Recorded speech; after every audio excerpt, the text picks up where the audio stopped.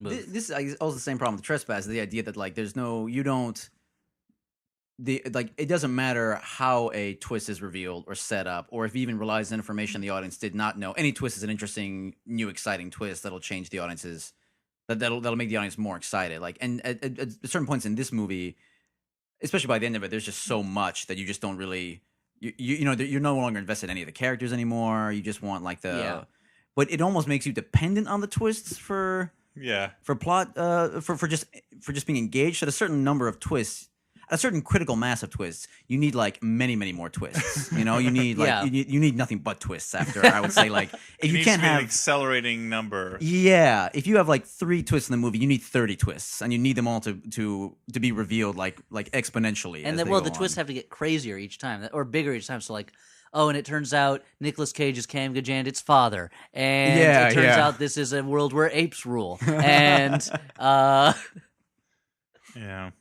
Yeah, well, it's a movie.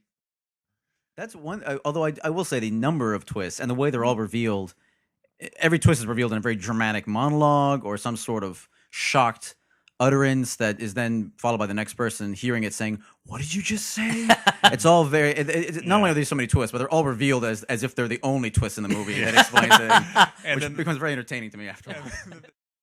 I feel like, again, we're getting off track, but I went to a Spanish restaurant last week, and I very much enjoyed it. I don't know what that has to do with anything that we're talking about. Save that for the podcast, our cooking podcast. A lot of people think it's about pot.